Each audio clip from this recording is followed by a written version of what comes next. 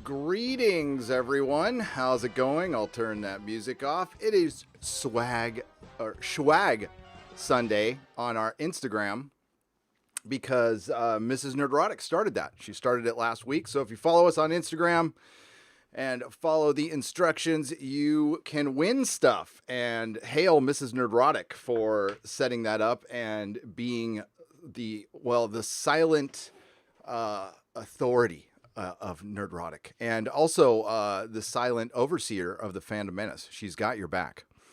So, hail everybody! What's up, Tito's World and John Smith and Derek McManus and Shill Media? Welcome, Shill Media. Nice to see you here. Script Doctor Nicholas Horton, Michael Coneyworth, Peter Charon, CMC Advanced, Apocrypha, Maverick, MX, Tony Garrett, Glip Glop, Heather Bell, Ildio Carmano, Mark Oquist, Rick, Maticus Finch, 1820, Deckard 9732, Lewis Jackson, Blake, Kursu, oh my god, it's going fast now, Vegas, and Frost Angel, and oh well, now I'm just lost now. So hey, welcome to alternative programming to the sports ball. This is basically a mop-up episode because I still have to do the Super Chat square-ups for the Inquisition last week. Not going to cover any of the topics we'll be covering on the Inquisition today, but there's, we can definitely set the table. We can set the table for JJ's takeover of Hollywood. I think it's almost complete. And I think the recent news of him not signing with Apple and why he didn't sign with Apple, I think that, I think it says a lot.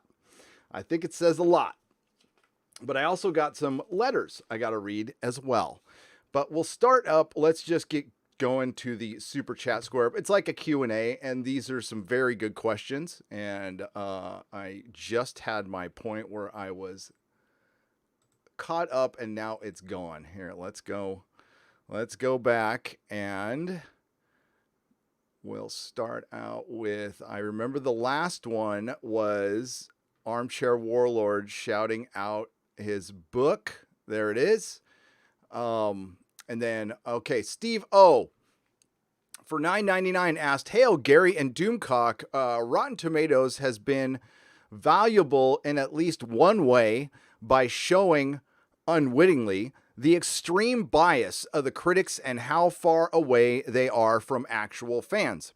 Yes, that I think I've chronicled pretty well. I've got a playlist on this channel where I have many Rotten Tomatoes videos, and they've done pretty well. And each one, in its own special way, shows the media bias. It shows what critics will respond to, and this is what's guiding our entertainment. It is agenda. It is absolutely agenda. This agenda is created by the dinosaur access media that the corporations who own this access media, by the way, so it's all like circular. And what they're doing is trying to please the access media and, the fans be damned. So it's the access media who continually ask these ridiculous questions that have nothing to do with narrative or nothing. I mean, I saw a CBR article, the Bleeding Fool tweeted this earlier today, it's just an article of an Access Media member musing, is the Joker gender fluid or gay? I mean, like, who cares? The Joker's evil. He's an agent of chaos. I would figure that an agent of chaos, I don't think the Joker has sex. I think he's asexual. I don't think he's a creature that cares about those things. Never thought he was. Yes, he's been with Harley Quinn, but honestly, I don't think he and Harley do the deed. And if they did, I think it would go against the Joker's nature. I don't think the Joker cares about intimacy. That's not his entire existence is to be the opposite of Batman. That's it. And Batman gets laid. I mean, not as much as he should. He probably could use it a little more, and that's why he's Batman. But, that's a video for another day. That is a video for another day. But thank you, Steve-O. Avatars for $2. Only the Ferengi and Tribbles can save old STD now, LOL. No, not likely. Nothing can save that show. And yes, it won many Saturns. And yes, we will be talking about that on the Inquisition. Yes, I have a video on that subject. And you'll just have to wait till tonight and tomorrow on that one. Jibbo 2... for $20, decided to tell me that the Chargers suck. Well, being a lifelong Charger fan, I know that. I am acutely aware of how much the Chargers suck because I have seen them suck live and in person for many games, many hours, many years spent watching them suck up the place. Yes, I understand that. The Eagles rule. You know, I've never felt one way or another about the Eagles. The Eagles. Must do fantasy again. Let me know when you're in LA again, bro. Lots of info on Star Trek. I've worked with Picard's pilot director on a ton of times, Doug. And Doug, I did ask you to send me an email. I didn't see if you did or not, but please do. I have spoken to a couple of people who have worked on Picard now. And I can just leave it at that. Ryu, you know, this is what I love. When I guess there was an article written about me in some German sci-fi website or something like that, calling me Der Fake News or whatever it is. You know, listen, I'm not news. I am opinion. I pass on stuff that I've heard that I say I may or may not believe, and that's it. If people want to take that as news, that's on them. I'm not a news outlet. I've said it a million times. And there's also another thing we're going to be covering on the Inquisition that I want to set up. Den of Nerds decided to bring up Doomcock in a video. And it's not, you know, he didn't attack Doomcock at all. I didn't see it as an attack on Doomcock. He actually showed quite a bit of respect towards Doomcock. What he did was he took the task, he just, you know, didn't believe the rumors that Doomcock was reporting, which is fine. You can do that. But then he follows up the argument that basically the fandom menace is illogical. And I think he wanted to use the word disingenuous, but he used illogical. You can't apply logic to opinion. You really can't, because it's, you know, it depends on the person. And we have opinions, and our opinions can't be wrong. They're ours. We can be misinformed. We can get facts wrong, but we still feel the way we feel. Period. You can't take that away from anybody. So the fandom menace doesn't like The Last Jedi, and it formed from The Last Jedi. But many of us didn't like Star Wars from The Force Awakens. And it's going to be very interesting to see how things play out after The Rise of Skywalker, because there's members of the Phantom Menace who like JJ Abrams. I am not one of them. I believe JJ Abrams laid the foundation for The Last Jedi, so he is equally responsible, if not more responsible. They did not have a plan. JJ set the table, and other people were supposed to pick up from there. It was basically typical JJ. So he doesn't have to bear any responsibility. He's very good at not bearing responsibility. People love him because he's charming. You know what? I don't care about him personally. I have nothing to say about him personally other than I think he's very ambitious.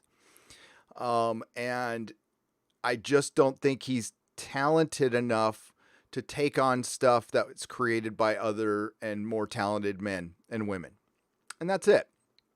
Star Wars, as much as I like the idea, as much as a lot of people like the idea, isn't going to work without George. It's not going to work properly without George, because it's George's beast. Just like, you know, the Lord of the Rings TV series and even The Hobbit, you know, we're not going to work well without J.R.R. Tolkien. We got lucky with the Lord of the Rings films. I mean, that was lightning in a bottle. That'll never happen again with the franchise as far as adapting something and just capturing the pure spirit of it. And where they made changes, they were really good changes. Like, you know, leaving out a lot of the singing, you know. And yeah, I think, you know, that's just the way it is. And we need new franchises. Star Wars, you know, could have lived a long time with George doing other things. But listen, George is a great idea, man. He is. But but he's not a good writer. He's not a good writer. Okay, so yes, the Chargers do suck. For sure. Irony, Star Trek Discovery shortened is STD. Yes, it is. And it is just as bad as an actual STD. Keep up the good work, guys. Thank you very much. Ryu Karuto. Yes, I totally agree. STD is a horrible acronym for that. And I don't know how they didn't see that. Michael Maloney. I think I might have read this one, but it's from, we were talking about Buck Rogers. And Doomcock does not like nice horns, Buck. Yeah. Apocrypha. Here's some more money for a ticket to see Cats. Thank you very much for the $3.99. I appreciate it. Adam W. for $2. They are the istophobes. It's projection. Yes. So we commonly are called istophobes here in the Fandom Menace. And you notice that argument is starting. Well, it's tired and they're not using it as much. There's now, what's up, Tom? How's it going, man? What's your chat say? Hang on. Oh, he just says hi. Hi, Tom. Okay, so yeah, that's commonly applied to us. It will be applied again, but it's being applied less, and we're seeing the Access Media at least acknowledge that there was a split in the fandom. Now, Den of Nerds once again said the Fandom Menace is a vocal minority. Now, he is coming from actually the same place Robert Meyer Burnett and Matthew Kadish come from, which I completely disagree with. They both feel like Solo was a decent movie, and it was just The Last Jedi that was a bad movie. I totally disagree. Rogue One was an okay, passable movie. If you take away the Darth Vader ending, completely different film. People feel completely different about it. But that's a decent movie. I'll say it's a decent movie. The Force Awakens is not a decent movie. The Last Jedi is an awful movie, and Solo is a boring movie. And just don't even listen. I'll just say Infus Nest or whatever her name is. If anybody and just it was a movie that nobody wanted. Nobody wants to see a movie about a character that died the way he did and that is dead. It's something. It's it's like making a Boromir prequel. I mean, he died heroically, but he's still dead. And we know his ending, and we know his ending is tragic. So seeing the backstory, it just doesn't work. For Harry Potter fans, seeing the journeys of Lily and James Potter, a lot of them want to see it. I wouldn't, or Sirius Black. We know how it ended. They lost badly. So it was, and it's J.K. Rowling herself who said prequels, I'm paraphrasing because she wouldn't use the word suck, but prequels suck because they're inherently tragedies and there's nothing uplifting about it because we know it ends in tragedy and there's another story behind it. So it just doesn't have, for me, it doesn't have the impact. And that's just my opinion on that. That's why I don't like seeing, if I'm going to see somebody's death in a narrative, I want to see it at the end of their story. I don't want to know they're dead all along unless it's, Quentin Tarantino can play with that within his compact stories, but we're talking about franchises. And the other thing that gets brought up is, you can't, Denner was talking about reshoots and, you really can't, there's two ways to look at the reshoots. You can be excited that they're trying to fix it, or you can be, oh, wow, they're trying to fix it this late. Man, that's a big effing mess. I would lean towards it's a big effing mess. No film wants to do reshoots at the last minute. It costs a lot more money. You have to get actors back. I don't know what kind of reshoots they're doing. I don't know. But I think it is logical to think that there's a problem with that. That's like, so it's also logical to be very skeptical. It's not logical. It's just, you're okay. It's okay to be very skeptical about The Rise of Skywalker because it's the third chapter of a story where the first two chapters sucked. So as good as this thing's going to be, it can't save it. And it can't because 2/3 of it is the story sucks.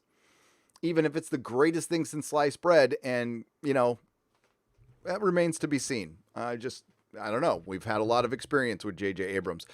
Again, I will state that the Rise of Skywalker might just be an episode of Alias. I haven't seen Captain Marvel, Endgame, or STD. If I was a cat, curiosity wouldn't kill me. I think I'm better off without ever seeing them, says Gisner. You're right, for $10. Sam Whiskey says, hail to Harvey, I bring you fire for $1.99. We all watch Buck Rogers to see Wilma. Okay, I've already read. Is it going the other way? I'm wondering. No, I read those.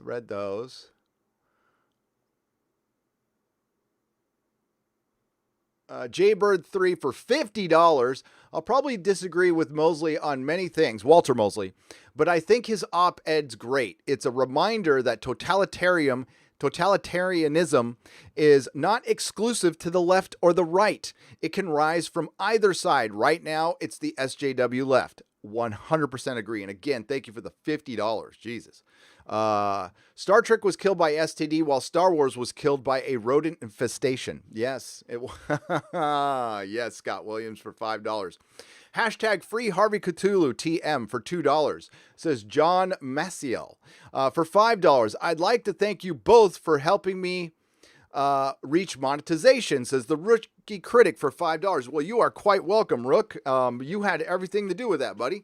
We had zero to do with that. You had everything to do with that. I think Jeremy has laid it out pretty well. He did a video on this. Shout-outs are shout-outs.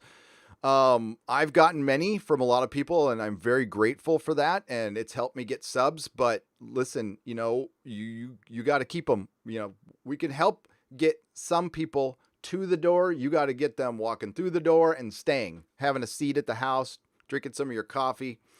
Don't roofie your subs. But Rookie, you did it yourself, man. So congratulate, pat yourself on the back on that one. You earned it. Dark Knight of Thrones, Gary and Doomcock, my favorite live team. Well, thank you very much. I appreciate that. Rogue FFXI. I am surprised that Mrs. Redstone hasn't stepped in because the recent incident would place a black eye on CBS. Great point. Okay. Where was Sonequa Martin Green? Oh, she was winning her award. And don't think at all it's a coincidence that Star Trek got a bunch of good press. As a matter of fact, I said this on a live stream. You just wait. We're going to get some good press around the corner because that's what CBS does. They pay or they get somebody to give them some good press.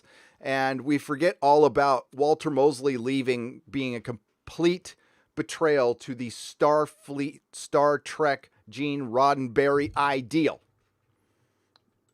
You also have to remember that the reason Trevorrow left was because Rhiann fucked up his plans, which were probably based on JJ's outline. I don't think he had one. Midnight's Edge. I remember hearing multiple times, and I'll go look up the articles, that JJ was just there to set the table. I don't know if he had notes or an outline or anything. Ah, crap. I just lost my place again. Shit. Hang on. There we go. There. Okay. That wasn't that bad. The Rookie Critic gives us $2 more. Thank you very much, Rook. I appreciate it. Crad Obi89. When will the Tardigrade video game be released? What is it about? I find it hard to believe it was ripped off. Could you guys interview Anas Abdeen in here? I read that one last week too. And Doomcock has already interviewed Anas Abdeen. You can find that video on his website. And I have a playlist that you can watch. I have chronicled how it very easily could have been ripped off. And I will tease you this. There's something I'm working. I don't know if I'm going to be able to finish it. I don't know. But I'm currently working on another Anas video. And we'll just say Alex Kurtzman has priors. I think that's a pretty obvious statement. We've seen it within the narrative, but the boy has priors. And we're talking court of public opinion here. I'm not, I don't know how he could win. The copyright laws favor the companies so much because, well, they pay the politicians to write the laws, and that's my opinion, but that's the way it goes.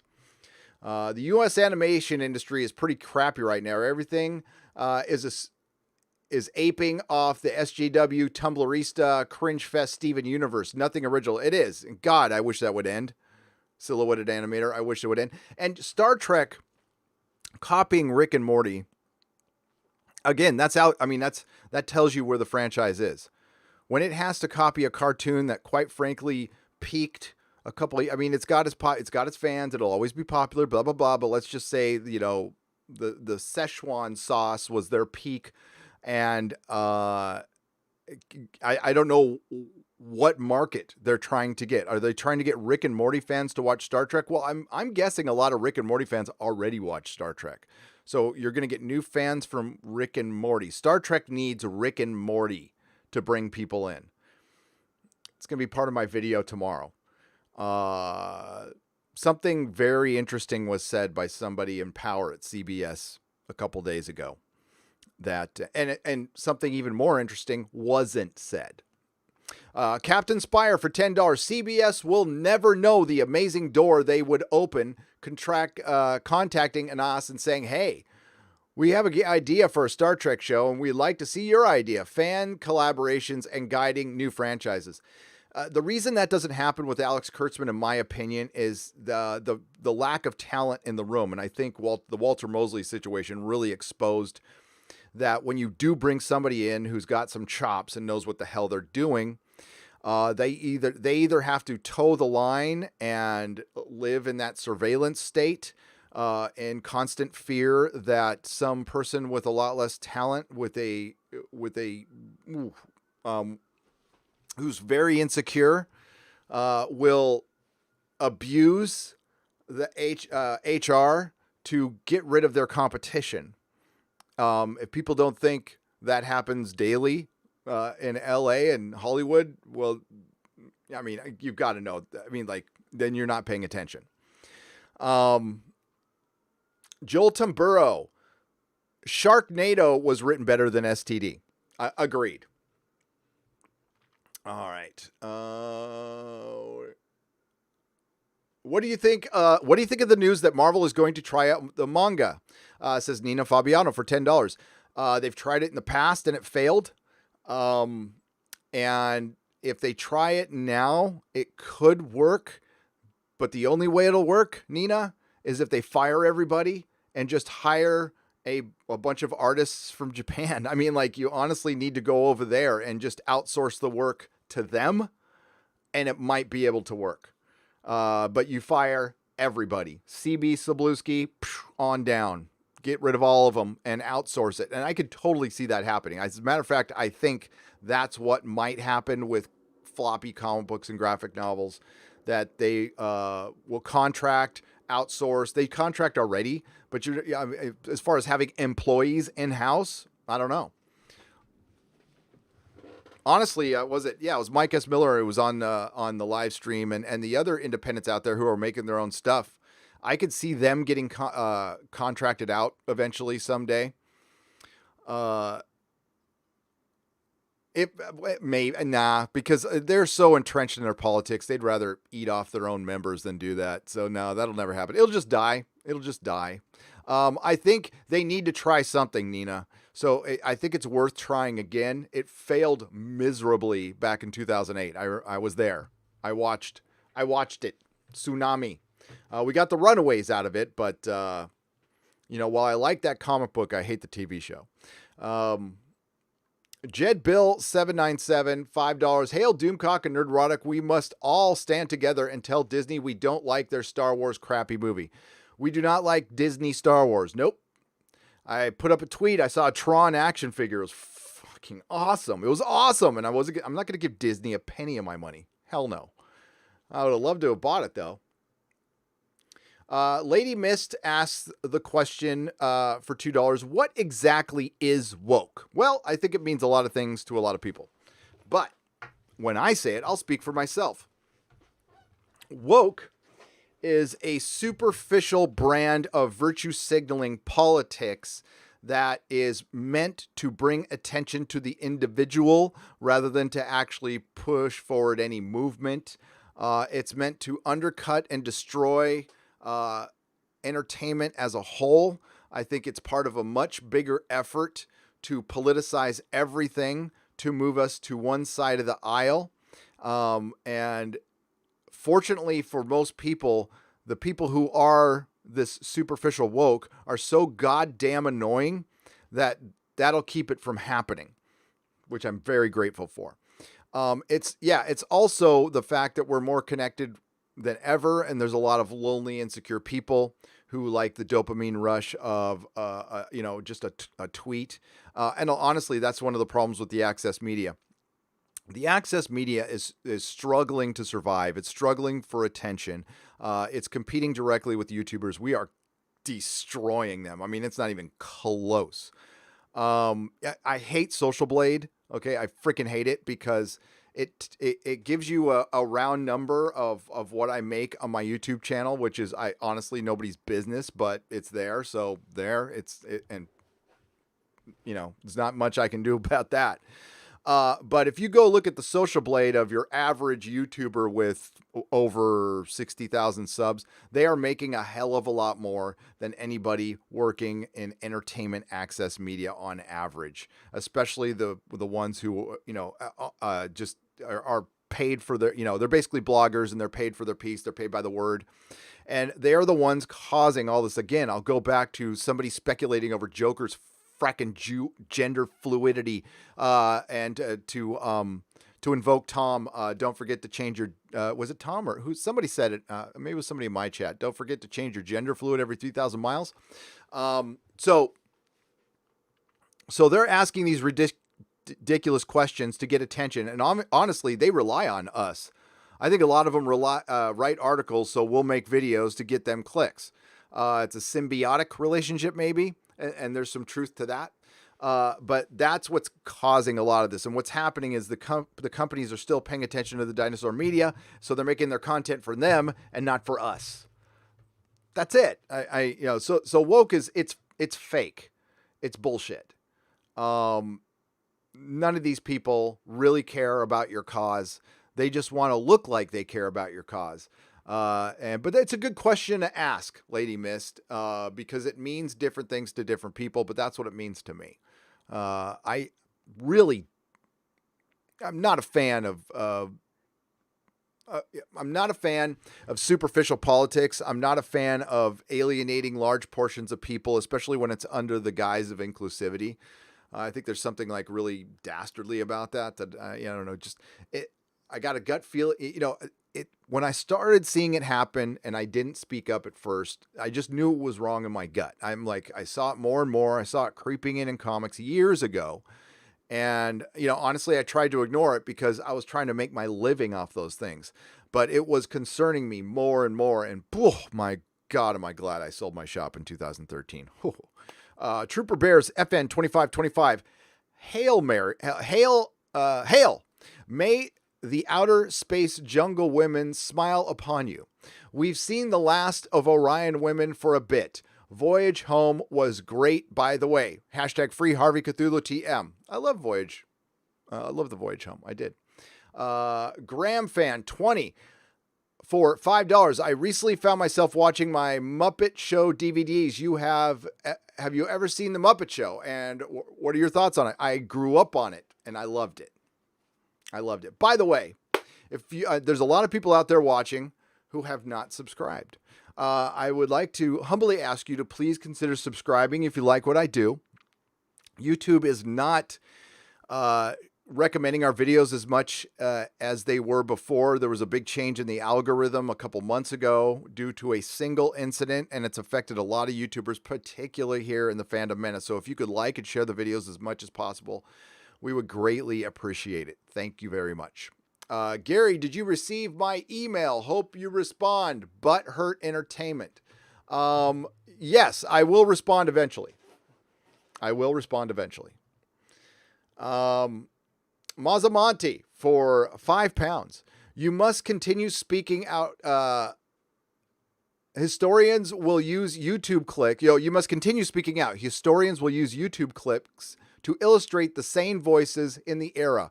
People who wouldn't stay silent, e.g. you. Wow, thank you. Yes, as long as they don't delete them, I think we are archivists. I think we're the archivists of the insanity. Deep Space 69 is way better than Lower Decks. Yes, Ragnar Ulfbert for $2. You are correct. Trooper Bear, let's hope they never reboot TJ Hooker. They should. They should, though. They'd sub Heather Locklear with a whammon. 80s show are safe from reboots for now. TJ Hooker was awesome. Oh my God, it was awesome. I got in so much trouble one time because I was doing a TJ Hooker impression on my friend's parents' car, and I ended up denting their hood because I jumped on the hood. I had to pay like $900. My dad was pissed. I'm surprised at how good the Dark Crystal is. I think Hansen would be very happy, says Ryan, for 10 pounds. Yes, I hear nothing but good things. Nothing, and I gotta get through it. Hero Chick. Oh, what's up, Hero Chick? I know who you are. Sarmentio. Cats. LOL. Thank you for your sacrifice. Thank you, Hero Chick. And it's good that she's watching. Hero Chick is an ex-employee of mine from the Comic Outpost. She's awesome. Great Loner for $5. Doomcock, which is better? Hunt for Red October or Red Storm Rising? I'll ask him that. Great Loner for $5. We'll have to, here, let me screen grab that. Okay. I'm going to screen grab that. Adam Chow, Doomcock, if you're out there, what's better? Hunt for Red October or Red Storm Rising? Hunt for Red October. Even though it's like completely inaccurate, my cousin was a nuclear technician on a submarine in the 80s. He said that place was spacious, like a mall. Sent y'all a DM on Twitter about a military plane that looks like a UFO, maybe exozone material. Love you guys. Thanks for all you do. Glad I found you. Adam, yeah, I got that email. And we're going to use that in the next, it's fascinating, but I did get the email. Thank you, Adam.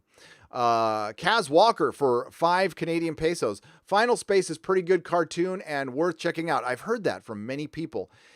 Okay. No offense to anybody who likes this stuff. Truly, I mean this. I'm just not into animated shows anymore. It's something happened when I was like 45. I just can't watch. I mean, Young Justice, I can barely watch. Venture Brothers, I can still watch. If they're like strictly adult cartoon, but I'm done. I can't stomach The Simpsons anymore. I never watched Family Guy. I'm not into, basically, again, no offense, I'm not a stoner. If I was a stoner, I'd be watching that stuff all day long if I was still, burning the blunts. Okay, 420, yo, and legal. I'm glad it's legal. And everybody can smoke it and blow their pot smoke in my face, and great. But yeah, I'm just not into it. If they're going to do a season 6 of Teen Titans, the original one, I'll watch that because I like that a lot. But I mean, I still watch Batman the Animated Series. I mean, that's greatest thing ever. Come on, and Justice League Unlimited and stuff. I still check out that stuff, but mostly I'm a live action guy now. Greetings from New York, the other left coast. Love your stuff, big man. EC Morgan 69. I'll be in New York in a couple of weeks. As a trusted member of the media. I got a request to talk to Samantha B one-on-one. I said no. Because I would just say the only question I would ask her is, you do know how annoying you are, right? I mean, and Samantha B is the type of person who would call us out for gaslighting and stuff like that. It's like, come on. Okay, so we're done. We are squared up. Again, I apologize to everybody from the Inquisition. We try to keep them as short as possible, but you will always get your super chat read on the main channel, live. That's my promise. I'm sorry it took so long, but we're squared up there. All right, we're going to get to this chat now. They're going to read a couple letters. First, I've got to read this email. This will pump you up. This is to me, but it's to the fandom menace. Okay. Hey, Gary. To start off, let me say I am not an American, nor do I live in the US or the UK. I am a hairy, bearded, brown Indian dude who lives in Japan. But I fucking love every video of yours because you are so fair to the point of view. You don't hate any opinions. You openly say that you are okay with people who disagree with your opinions. I do. I am. Christ, I used to have co-hosts who disagreed with everything I said, but they couldn't hang, unfortunately, which is a huge positive for me. Unfortunately, due to the time difference, I am not always able to catch your live streams, but I do watch all your streams a bit late at work all the time. You are easily my favorite YouTuber, and please keep the fight going. I love your content. This email is just for some appreciation from my end, but I know you get a lot of emails, so I understand if you don't read this one. If you do read this one, know the fan base is beyond the US and the UK. People around the world agree with your content, my man. Thank you. Regards, Argaya from Tokyo, Japan. And I want the Fandom Menace to listen to that because, you know, he's watching Fandom Menace stuff too, and they are watching us around the world. And the one thing that is great and unique and distinct about the Fandom Menace, a loose collective of individuals united in the principle of respecting the fan and bringing entertainment that was, you know, fun, thrilling, entertaining for everyone.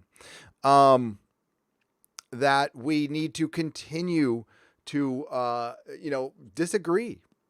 It's okay to disagree, and it's okay to bring all are welcome here. Transgender, whatever you identify, however you identify, as long as you believe in respecting the fan, respecting the source material, our modern myths. There's no, one of the mantras from everybody in the Fandom Menace is, why can't we just create new characters? Nobody's saying these characters can't exist. See, that's the lie from the other side. Nobody's saying that. Again, I'm a Doctor Who fan. I'm a Star Trek fan. So if I was an istophobe, I would hate those shows. I would. One of my favorite characters is will sleep with like literally anything. Like more than Lando. The original Captain Jack Harkness is my second favorite character in Doctor Who, next to the Doctor himself. And yeah. So, and Star Trek, I mean, enough said on Star Trek. Doctor Who and Star Trek are just bad right now. But Doctor Who actually was worse when it came to agenda. Star Trek has agenda. It's bad, but it's not as bad as Doctor Who. But Star Trek Discovery's writing is actually worse than Doctor Who, which is pretty bad. There's different levels of bad. And, well, I mean, they all suck. It's just varying degrees. So thank you. That was a cool letter. Let's get to the chat. That was a cool email. It came September 5th. That email came. So I read your emails. I get to them eventually. And I thank you. I do thank you. And we're going to shut that one down. And again, I'm going to link in the Instagram that, quite frankly, Mrs. Nerdrotic's done some great work, and she's helping me as much as she can while she runs her own business, by the way. I want to talk about a strong woman. Oh my God, she got so triggered this morning. So Forbes, I guess, came out with this article of the 99 most influential people, and there's only like one woman on it. She comes, I'm sleeping. She's all, did you, what? Just like. But her point was great. She said, you see why there's an overcorrection? I'm all, yeah, okay, but I totally agree. I'm guessing there's more than one. And the number one person was Elon. And Elon, I know you're watching the channel, bud. I love you, man. You know I love you. I do. You got some huge problems in your company. I hope you're aware of that. Especially guys with ponytails calling fucking useless meetings every 20 minutes. Ooh, I wasn't supposed to say that.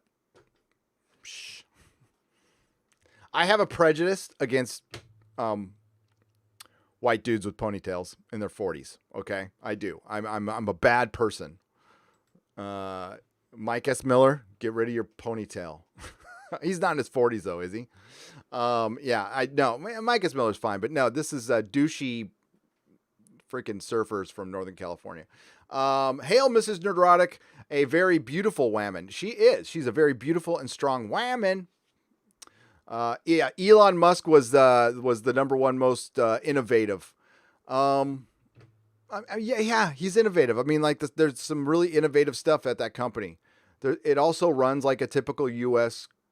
corporation run by stockholders, which means every quarter everybody's got to go scrambling. Fuck, listen, I love capitalism. I do.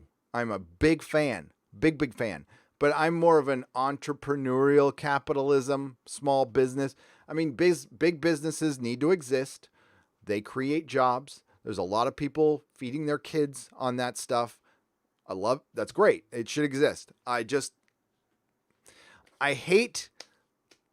really dislike having to acknowledge that if you just break even one year that's terrible for your business. And it's not. My comic shop, there's like 3 years in a row, it made just about the same amount of money. It was great. That's good. That's consistency. Yes. I like it. You always want to do a little better, and that's great. You always want to grow. That's great. But like when it was during the damn recession, I mean, one year, the difference in my pay was $50,000. That was freaking bad. It was bad, not in the right way, believe me. Ramen. I reacquainted myself with. I just revisited my 20s for a little while. That was not fun at all. So there we go. Let's get to today's super chats, and then we'll get to you guys in the chat, and then we'll read a couple of nice letters. One from Newfoundland, which is awesome. Look, they sent me a little Newfoundland magnet too. I like that. Maticus Finch, 1820 for $5. A Nerdrotic Nooner and Borderlands 3. No better way to spend a Sunday. Well, there's one better way, Maticus. I mean, one. But I mean, other than that, like, yeah, that's brilliant. Thanks. I like that. Corporal Poon for $2. I wish Star Wars was still a space western, right? And The Mandalorian looks like they're trying to take it back that direction. But listen, as long as Kathleen Kennedy's there, it's going to have her brand on it. So there will be some amazing women that, make no logical sense within that universe. Okay. I'm going to explain very slowly how Enfys Nest destroys the verisimilitude of Star Wars. I'm going to use Robert Burnett's words. We are in a war with an oppressive government. It's supposed to be scary. They kill people. They silence people who disagree with them.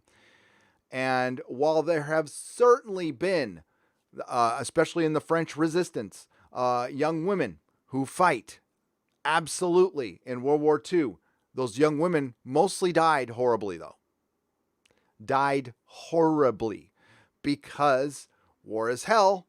And war is fought by big, crazy people with big guns who are strong and trained to fight.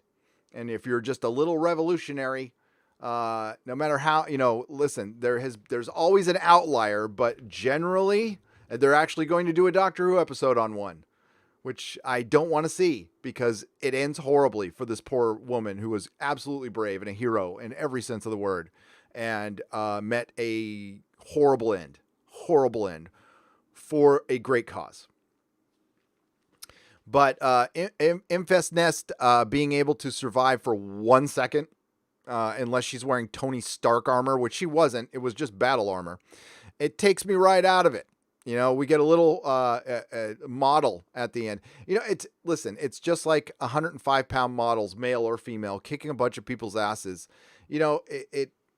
I don't take it very seriously. And when it comes to the brand of Star Wars, yes, I have higher expectations. I do.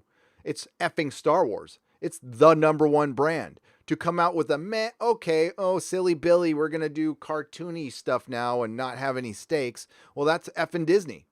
And they're doing it to frickin' Marvel now, too. And Marvel's done. Marvel's done. Now, it's done in the comics, and that's your foundation. So now your foundation is built on, it's built on a landfill, basically. And it's going to sink in that landfill. Now, a lot of us here in the fan, here, I'll speak for myself, but Tom, you probably would agree. So what we do, Tom and Midnight's Edge, they do news. They're legit. They're legit in my opinion. I'm way more opinion, but a lot of us, Doomcock, Mecca, Tom, we've been nerds all our life. We, in our own way, have got our pop culture experience through retail, through actually working in the industry, through selling, I've worked retail all my life.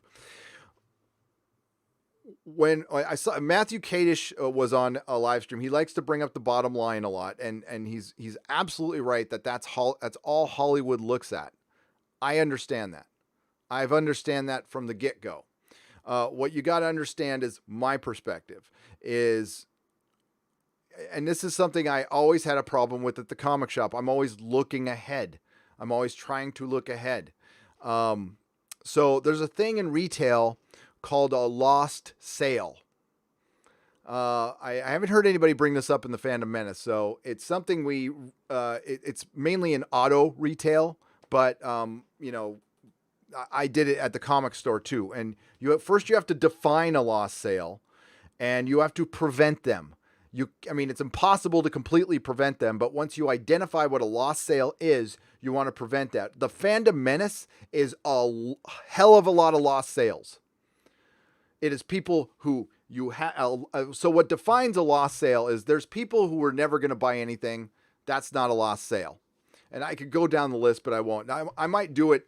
Maybe I'll do a video on what a lost sale is. Bore the shit out of everybody. But what the Fandom Menace is fundamentally is a lost sale, which means I had the money. I was there to buy it. And like a lost sale could be from something you showed in stock, but then when you went back to go get it, it wasn't there. So your F up in inventory caused you to lose a sale. Get it? So you had a bunch of people lined up ready for Star Wars who, you didn't have to make the greatest things in sliced bread. The Force Awakens proved that. As much as I didn't like it, I can't argue that a lot of people did, okay? So you just came out with this bare minimum mediocre thing, and you probably would have been better off. But what Star Trek, Doctor Who, Marvel Comics, everybody fucking did is, we're going to do this bare minimum thing and fill it full of politics, like stuff it like a effing turkey. And because they had goodwill, and you lost a bunch of sales. So there's a lot of people who are centrist, who are on the right, who are Trump supporters, who wanted to buy your stuff.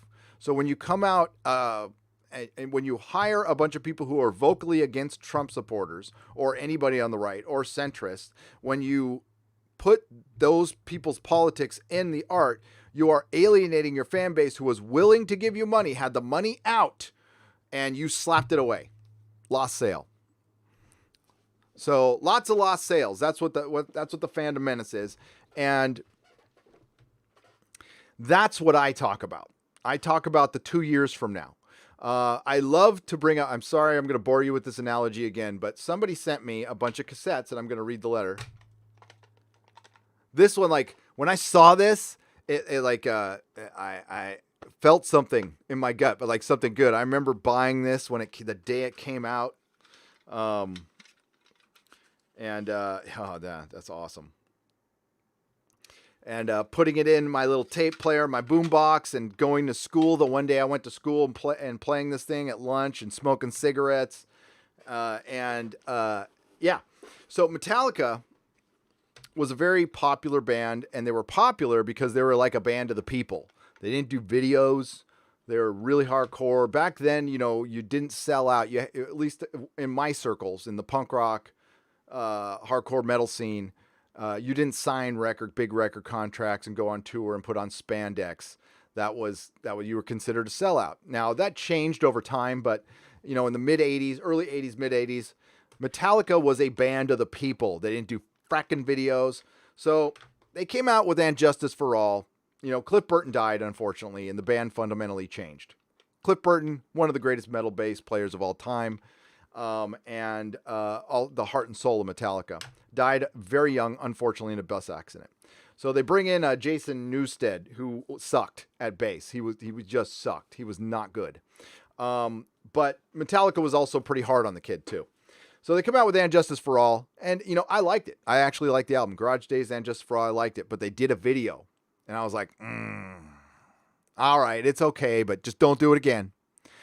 Then they came out with the Black Album, and it was their most popular album. Everybody loved Metallica now. Everybody was talking about Metallica, but guess what? You lost your hardcore base, went, we'll get some Sepultura, we'll go to Anthrax, whatever, they sold out, And so they were at the peak. So at the time, there were Metallica fans going, Metallica's dead. They're fucking done. They're never going to come back. And there was no internet back then, but there were people going, no, man, they just sold 1 million albums. It's a complete success. They just sold the most albums ever. Yeah, but they lost their soul in the meantime. They lost, fundamentally, they forgot who they were and really flipped a finger to the fan base who put them there. A fan base who they know would be against this. And listen, you can't blame them for taking a payday. But this, I'm talking, as an analogy.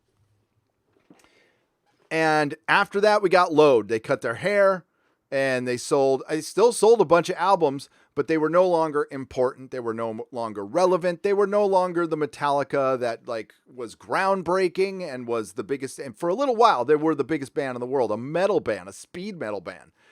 And quite frankly, not the most talented one. Actually, they're probably the least talented. Lars is a terrible drummer. It's a terrible drummer. And Newsted was not a very good bass player. And James, oh yeah. That's all he does. Talks like this. James Hetfield. That's all he did. He's a terrible singer. But put him together. People liked him at the right time. But they blew it. They sold out. And, they're still around, but they're not important anymore. That's fucking Star Wars, and that's Marvel. That's what's going to happen. They played these effing games. They got big. They thought they could put agenda. Look at Phase 4 is going to destroy Marvel. And, oh, by the way, big surprise, Black Widow has Robert Downey Jr. in it now. The female movie needs a man now. Whoops. I thought that director didn't like superheroes. But I guess she did. So that's what the Fandom Menace is about. We're looking past the bottom line. We understand. We understand that there's a bottom line. And on paper, JJ looks successful. Anybody who splits a fan base is not successful. You're not successful. Peter Jackson's Lord of the Rings, successful. That is successful. It won Academy Awards. Most everybody likes it who saw it. There's people who aren't into fantasy. You don't count. I'm just kidding. But John Wick, successful. Pretty much everybody loves Keanu. Pretty much everybody loves those movies. That is successful. The Expanse is on the verge of being that. It's acclaimed, but it's not quite successful yet because it needs more people behind it. Star Trek used to be very successful. Everybody pretty much loves Star Trek. Even the people who weren't into it didn't say it sucked. They just said, I'm not into it. That's successful. When you have people arguing on the internet about a movie, a 2-hour movie for 2 years, it's not successful. And what we're arguing about is not the movie. It's way past the movie at this point. Way past the fucking movie.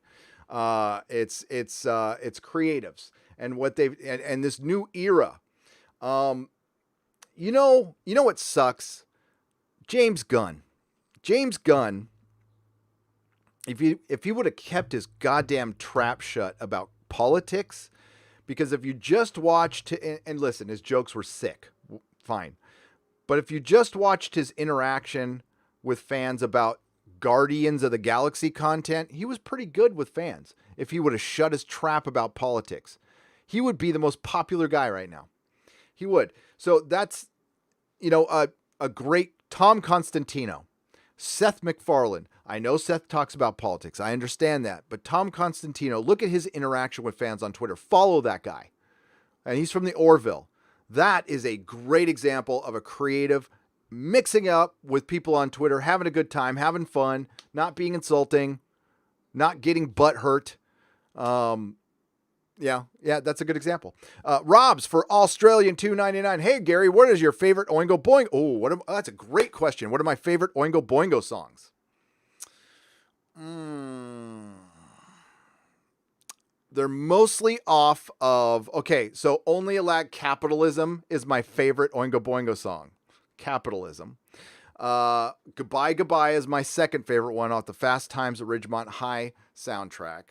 And I like some of the deep cuts. Why'd We Come is one of my favorite songs. Nothing to Fear is my favorite album. It's one of my favorite albums of all time. But I gotta say, Gray Matter. Gray Matter, number one. Gray Matter. Great song. Just Only a Lad, Nothing to Fear, Good for Your Soul are perfect albums. Perfect albums. There's not a bad track on any of them. I could listen to them over and over again, and I have. I got to see Oingo Boingo in their prime in 1984 at the Del Mar Fair. They did a free show at the fair. They were expecting 3,000 people. They got 15,000 people. They had to shut the thing down. Too many people showed up. There was people hanging off the goddamn roof and everything. They played 8 songs and that was it. And it was brilliant. Good question. I love Oingo Boingo. Goddamn love Oingo Boingo. And they never got back together. I saw them on their final tour and they were great. To the very end, they were great. I didn't like some of their later stuff at all. I didn't like it. Danny Elfman got singing lessons after, or vocal lessons after Bachelor Party. No, it was right prior to Bachelor Party when he did those 2 songs. So it was after Good for Your Soul. And I didn't like his style of singing after that. But I like some of the songs. Like Dead Man's Party's cool. Just Another Day is a great song. Trek Dog for £10.99. Hail, Gary. Did you see the video from Dave Cullen? Yes, I did. That the word guys is problematic now. So hail, guys and female Thor. Now I will get straight to the work. Woke hell wonder that what that might look. Yes, we're here. So guys, female Thors out there. Sorry, I'm going to start using all the words I'm not supposed to now. You tell me what not. Listen, my politics are this. Don't tell me what to do. Don't tell me what, because I will do the opposite, even if it probably hurts myself. Destiny Captain, $1.99. Sunday Nooner and coffee too? Yes. Coffee. Sip of coffee for that one innovative woman on the entire planet. And it should be Mrs. Nerdrotic, by the way. Still Wind 87, $4.99. Thoughts on X-Men race changes? Professor X and Magneto may be changed to people of color. If you guys watch any of my podcasts for any time, I called this. And this is how I called it. Everybody's happy that the Fox Disney deal went down. Do you actually, and this is what I said, I'm paraphrasing what I said, but this is what I said. Do you actually think we're going to get the X-Men and Fantastic Four that Jack Kirby originally envisioned? What I was saying there was, do you think we're going to get a white Fantastic Four and X-Men? Hell no. So Marvel gets their properties back and then fundamentally changes them for a trend. When Marvel has characters that they can turn from, Z-level characters into A characters if they just put them in their movies and cast the right people and cast talented people. They're not about that anymore. They were, but they're not. By the way, Black Widow is not going to do well. It's nobody's excited about this film at all. I'll tell you exactly how I would be excited for a Black Widow film if they would have come out with one in phase. It should have been a phase 1 film for one, but as a phase 4 film, again, she's dead, so nobody's going to care. It's going to be very much like Solo, very much like Solo. So you could make a film with her successful. How? Drew Goddard. You get everybody involved with Daredevil season 1 except for Jeff Loeb.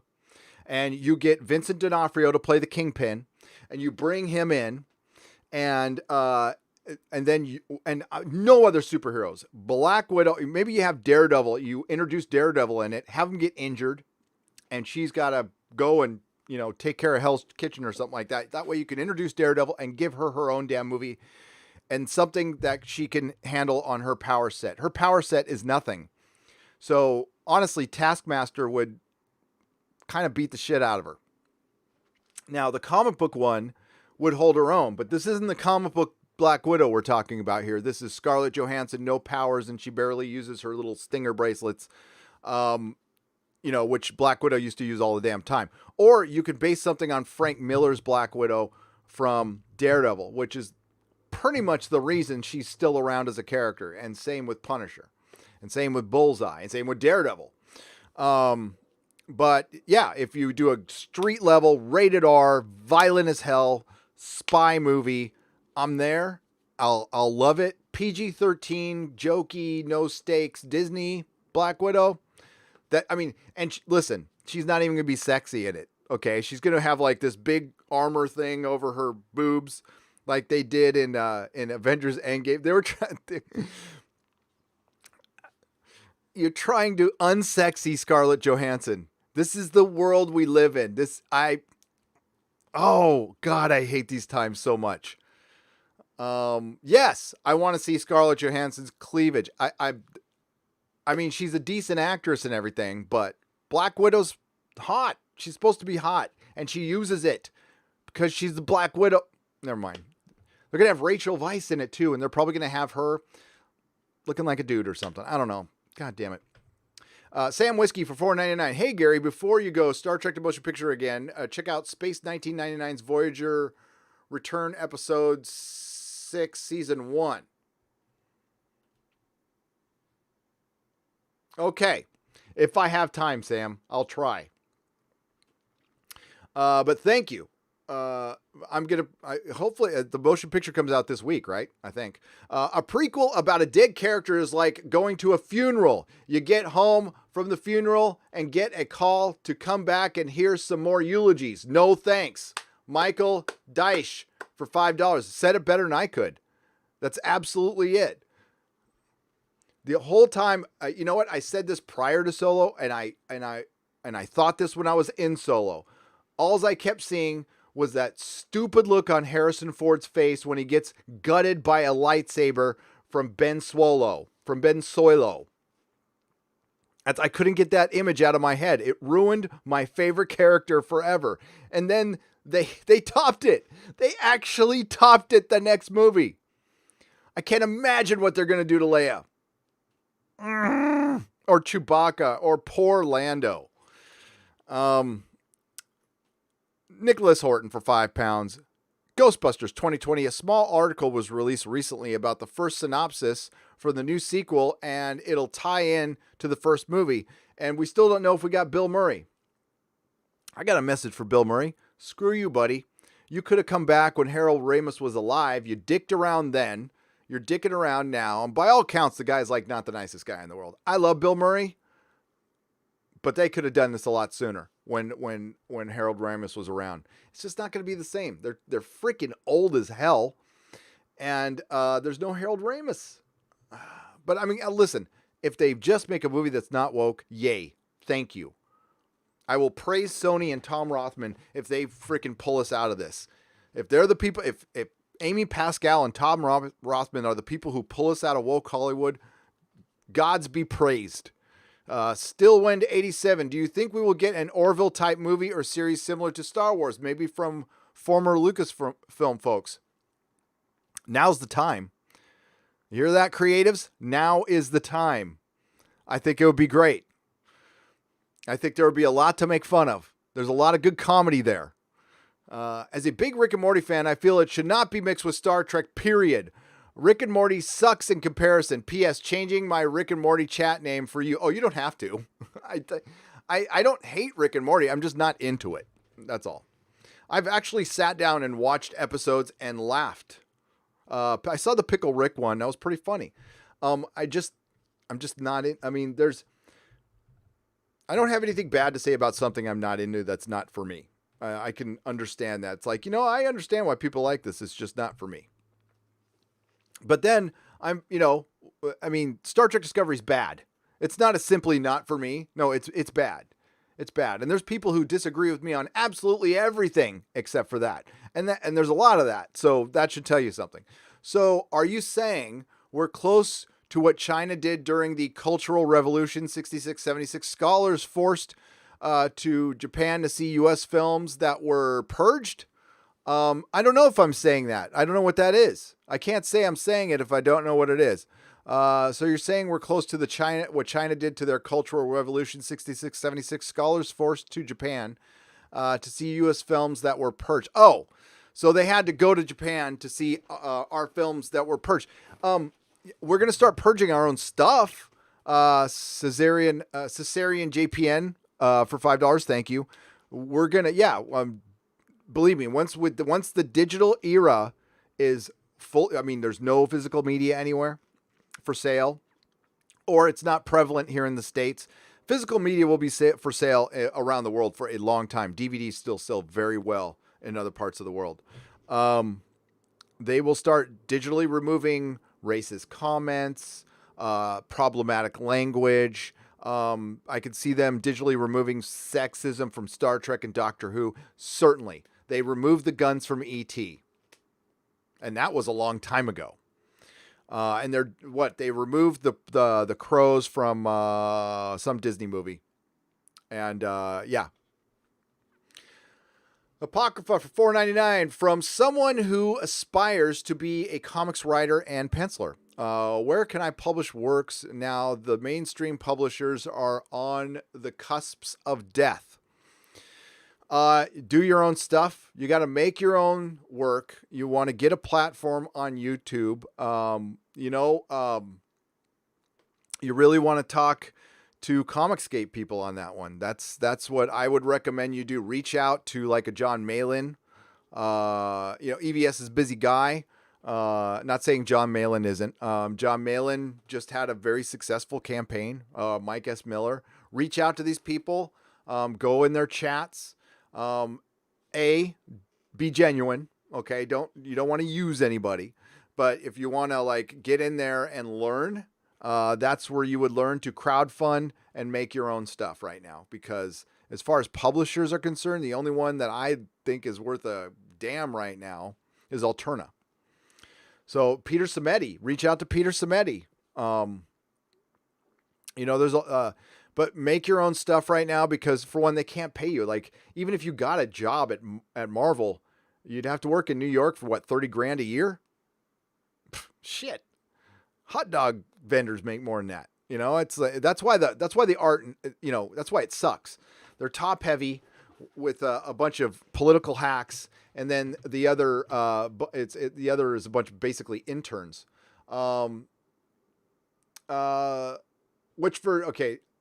What's up, Tom?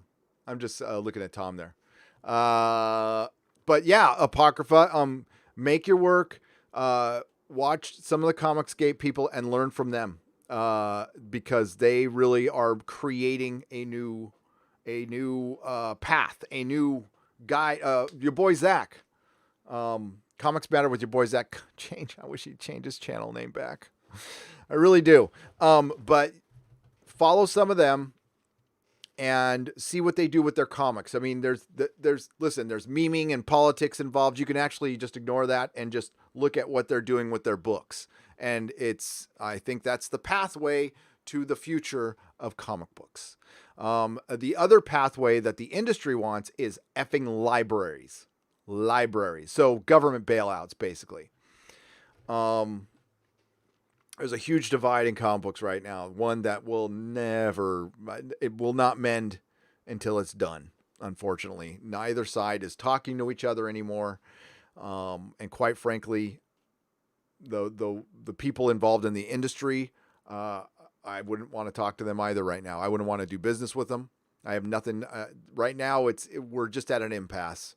I don't hate them, but I hate what they did to the industry. I dislike some. I don't try not to hate anybody, but I dislike what they did to the industry. One that I mean, absolutely loved. See, I get sad when I talk about it. Unhinged Crank, $5. Reading Expanse, number 5, introduced Drummer. Did they do that because of the show? I thought she was a composite character in the show based on book 2. They took Drummer and made a composite character out of existing character, and they've done that multiple times. Unhinged Crank. Drummer no, I don't think they did that because of the show, because book 5, I can't remember what book, maybe they did it. I don't know. You'll have to ask them. Drummer's good, but she's kind of a background character. She's not huge yet.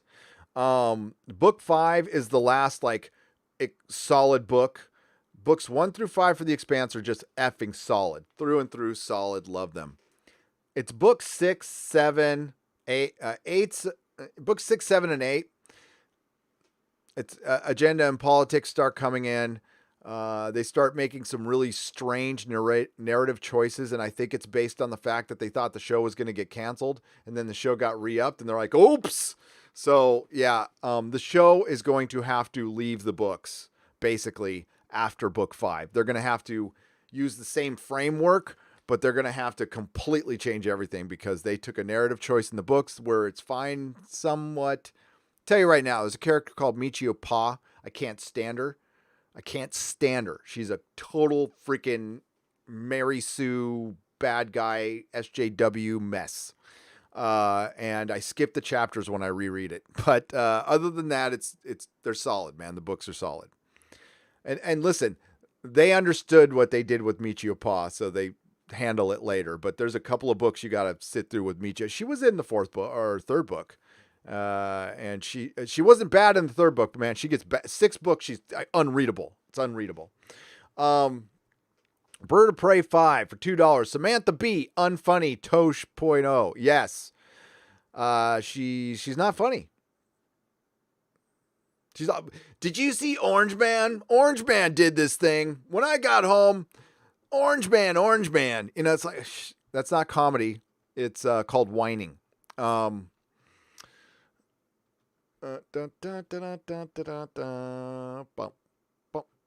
just lost my place. Sorry.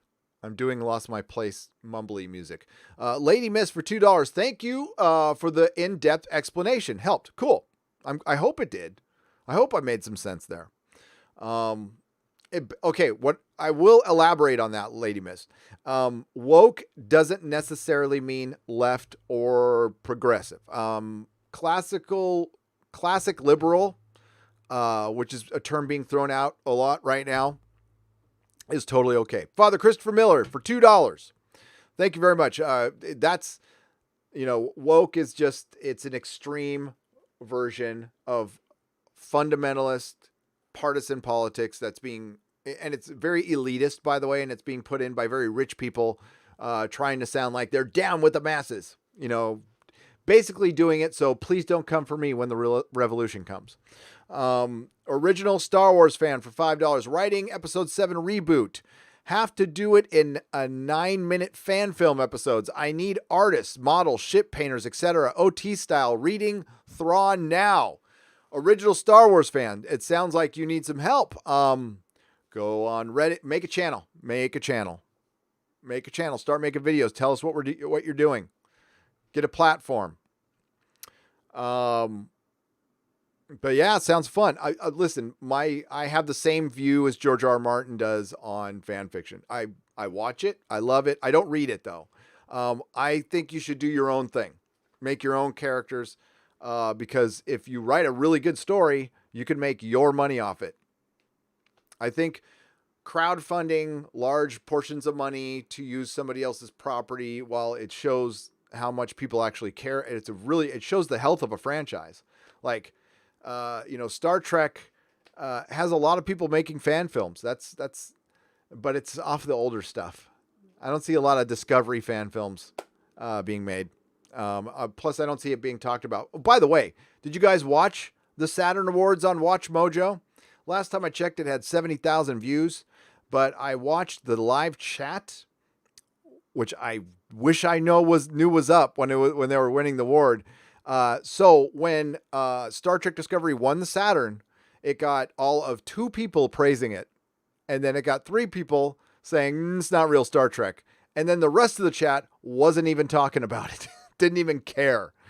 Star Trek Discovery is apathy. Nobody cares. Like, nobody cares about this show. It is so Picard is going to overshadow everything about this show. When season 3 comes out, people are going to go, season 3 came out? That's what it's going to be like. This hugely popular show is a total lie. And if you, and Alex Kurtzman, CBS All Access, prove me wrong. Show me some numbers from an independent company right now. Show me. And I'll shut up. LOL, cheers. Good answer to my Oingo Boingo question. Well, thank you. I appreciate that, Robs, for Australian $2.99. Maticus Finch, $18.25. I first heard of Oingo Boingo by watching TCM2, No One Lives Forever, play while Leatherface cuts the kids' heads off. So dope. Texas Chainsaw Massacre 2. I didn't know that song was in there. That was off of Dead Man's Party. I heard that song played for the very first time, Maticus Finch. 1985. At the University of California of San Diego gym, there was a concert, Oingo Boingo, and they played a bunch of songs off of their Dead Man's Party album, and that was one of them. And Danny came out and said, this is the first time we're playing these songs. We're testing them on you. And I loved that one. Larry for $1.99. Thorette, no. Dead Black Widow, no. No MCU. No MCU. Oh, Thorette, no. Dead Black Widow, no. No MCU. By the way, MCU, TM. That was me. I don't come up with too many sayings, but that one I'm taking. Did you know, Tom, are you still out there? Tom. Did you notice how many people are saying hail in the chat? Everybody goes, hail, hail, hail. Does anybody know where that started? Because, see, I got one right now. Hail, Gary, what do you think of Doomcock's theory that Picard will be killed off? Now, I could be wrong. You know, I'm not on the internet forever, but I started seeing it in Doomcock's chats. And it's just spread everywhere. Now, I don't know if that was the start of it that was just the first place I saw it, but I'm kind of thinking it started from Doomcock chats. Just what I'm saying. I could be wrong, though. But I see people saying hail in chats now who are not in Fandom Menace, and it's cool. It's cool. Although it could be taken really wrong, but I'm glad it isn't.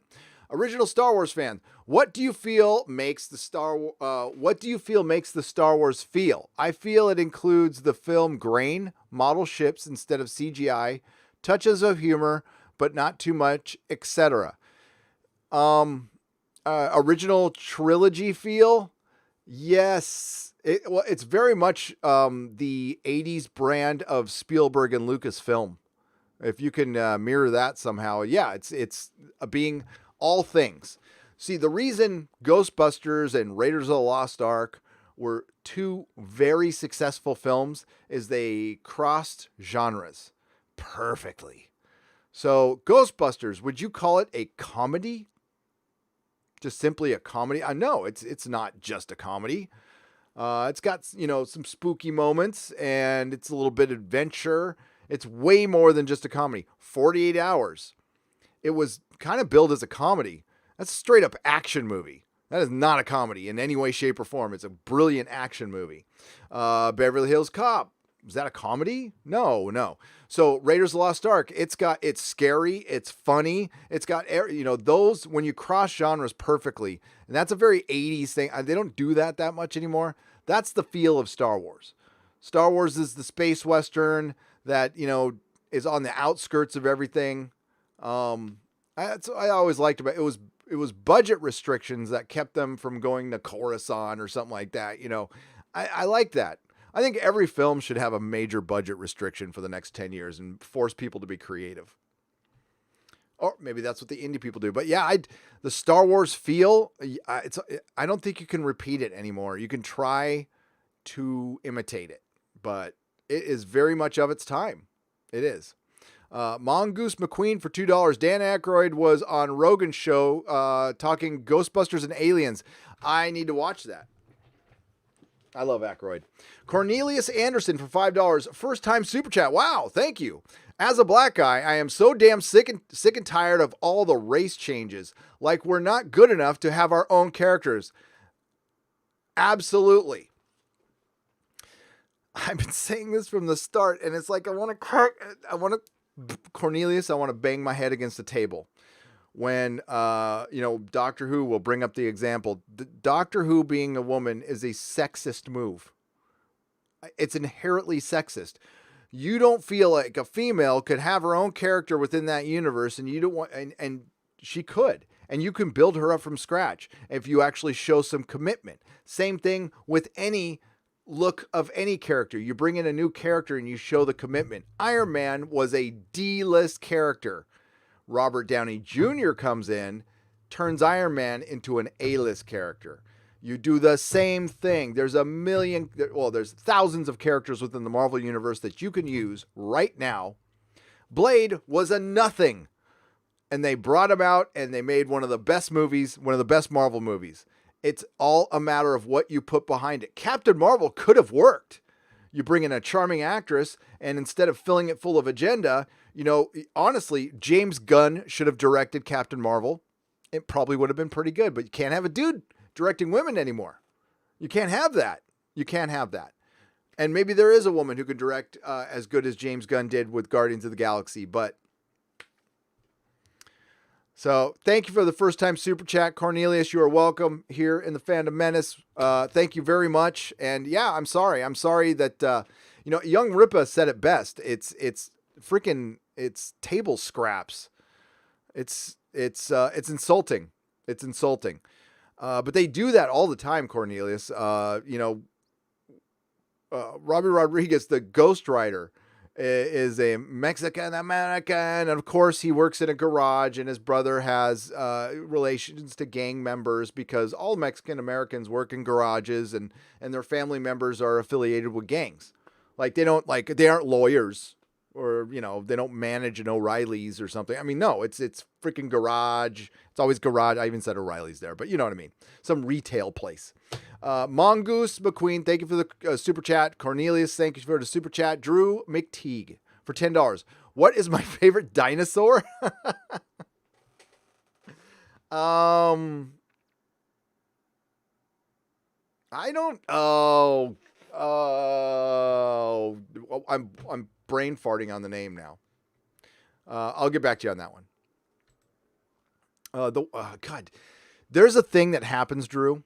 It's called live stream brain fart. Like things, like I could forget my kid's name. I will get back to you, Drew, once I remember what it is. What will it take for Disney and the industry at large to give up their SJW woke identity political ways? Stop buying their shit. Nodar Kivadsky for $4.99. That's a great question, but it's simple as that. Stop buying their stuff. Stop going. Unfortunately, you got to sink it. I don't want to. I want Star Wars to be successful, but Disney Star Wars, sink. I want it to sink. As long as it wants to keep being filled with agenda, I want it to sink. I would like it to be very successful if it gets rid of that. If The Mandalorian is completely woke free, like 100% woke free, which is really what we need for healing in this country. We need our entertainment to be free of that stuff for a little while. Please. I'm not saying forever. I'm just saying for a little while. Then there's hope. Can they fix Star Wars? No, because Star Wars is Han, Luke, and Leia. EU guys, I know you love the EU, but I'm talking about for the mass appeal, for the general audiences. It'll always have an audience for the EU that, Disney itself got rid of, by the way, which was great. Great. There is potential, but it's still Han, Luke, and Leia, and they screwed that up. So as far as Star Wars being the big franchise from here on out, not anymore. And that's what we've been talking about. When we say Star Wars is dead, it's not literally dead. It's just, it's not the big dog anymore. It's just not. And the only way you get rid of politics is by stop paying them. Stop paying them. Damn it. This sucks. I hate getting old, man.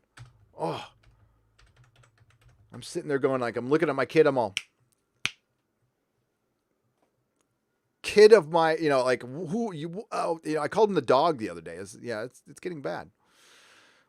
Whatever.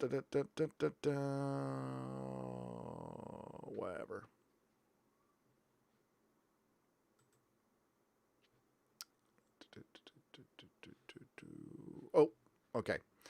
We're going to go back here and yo, Gary, the Dangler is back. I took your advice not to change my username. Good. Sack Dangler for 10 pounds. One question though, why is One Punch Man so successful and not hated by fans, even though it is a Mary Sue character? Well, because they actually tackle the fact that he's Mary Sue, and that's his problem. The whole theme of One Punch Man is he can kill anybody in one punch, and and that he's not perfect. So, and that's what I'm told by Nerdrotic Jr. I don't know. And it's also, you'll listen, manga is just, it's incredibly huge in Japan. People rediscover that, but that hasn't changed over years and years. It is so popular in Japan that people will buy manga and they'll just toss it on the train and let somebody else read it. It's disposable, but they sell millions and millions and millions and millions of copies because of the culture. We are not Japanese culture, so it will never completely catch on here. We've tried and we fail, but there is a way. There's got to be a formula to save comics and do this. Honestly, the future of comic books, I think, is going to be the Indiegogo thing. And for the big publishers, they're just going to make graphic novels and you're going to buy them on Amazon, I guess. I don't know. Comic shops are going to have to sell they're going to have to survive on back issues, trades, tchotchkes. But the floppies, they have an expiration date now. I've always thought they did, but I didn't think it would be this soon.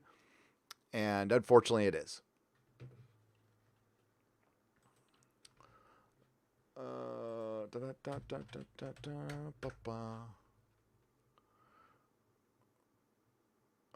Okay, pterodactyl. Pterodactyl. That's the answer. God damn it. It's like, I can see it. I can't connect it with my brain. This is really bad. Drugs are bad, okay? Baptist, I used to do them. I don't do them anymore. Baptist 702 for $10. I will say it once more. Marvel and DC Comics will have to crash and burn with new comic companies rising from the ashes with classical and traditional elements of heroism and storytelling. Absolutely correct. And they are doing that right now. Whether you like the book or not, Jawbreakers is that book. Lone Star is that book.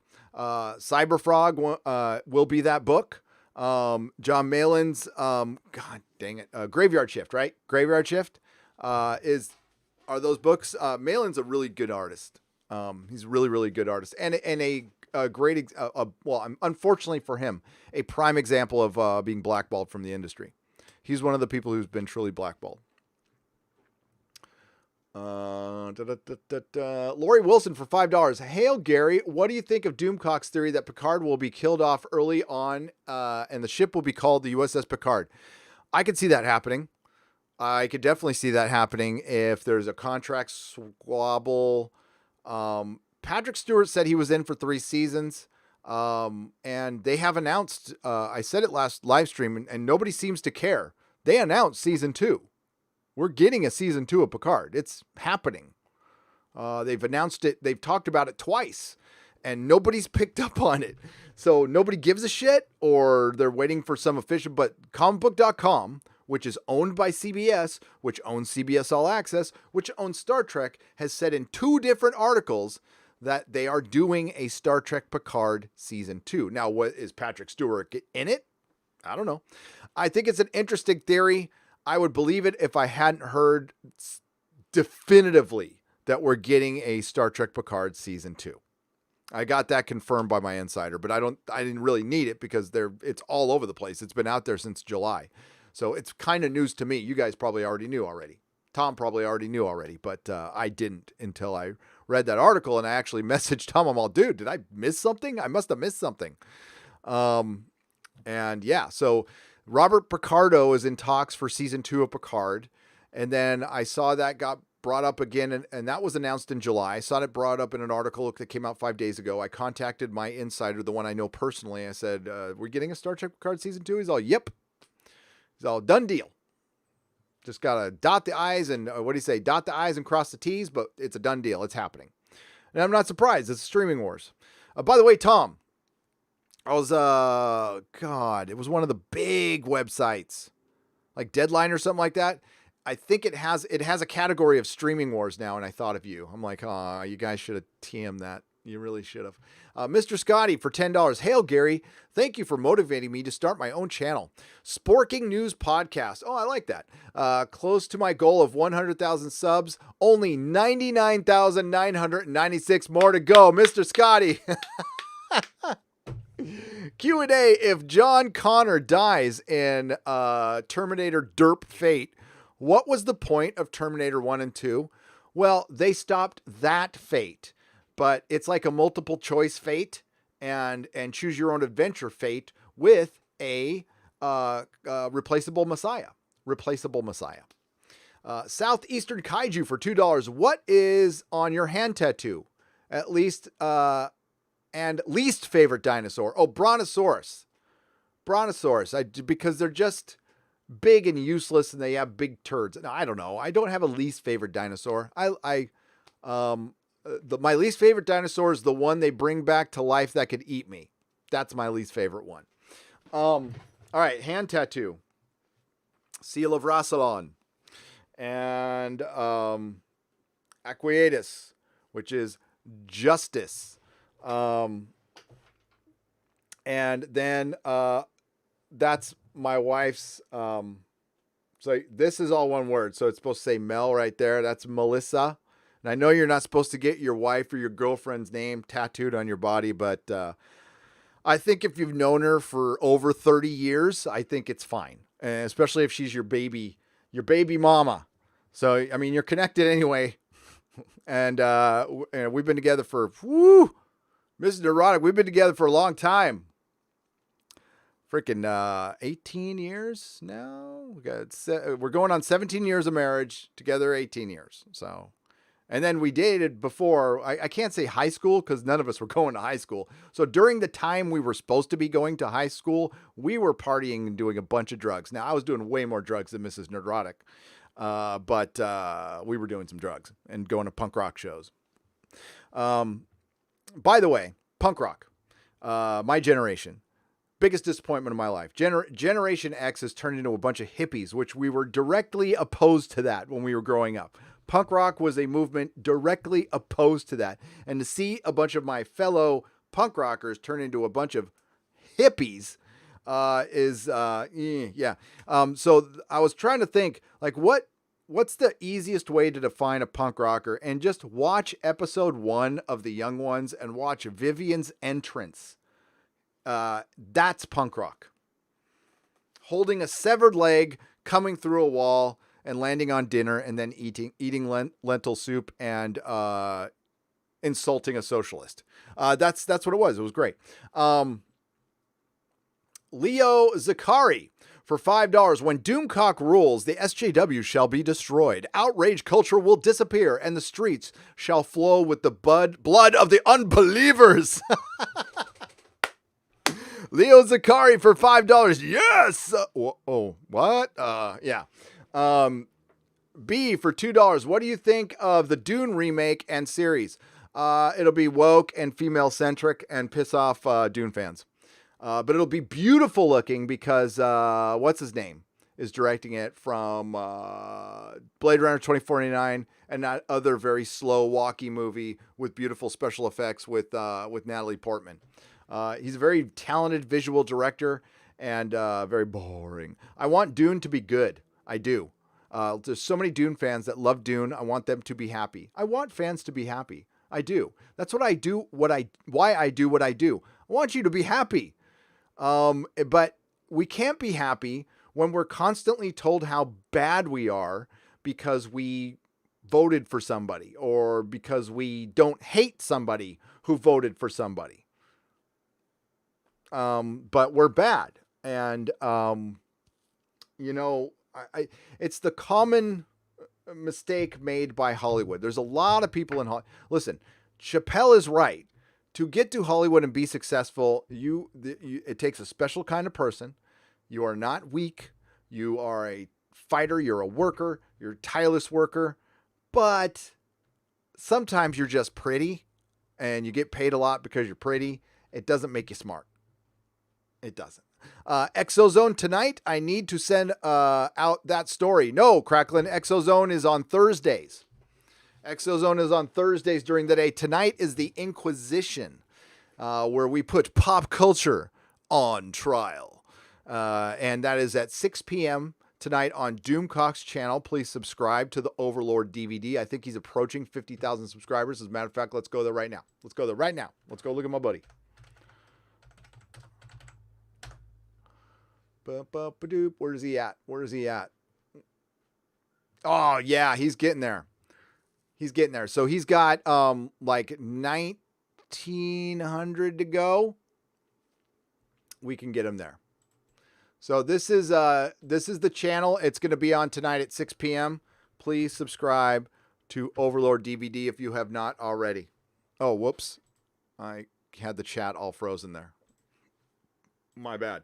So that is my friend and a damn good YouTuber who knows what the hell he's doing, knows what he's talking about. His Star Trek knowledge is pretty much second to none. I think him and Robert Meyer Burnett, Anti-Trekker, Tom, I'm a Mrs. Nerdrotic. I'm decent on Star Trek, but I'm no expert. I really love it though. I really do. Gen X destroyed Star Trek, Star Wars MCU. They are all run by them. Yeah.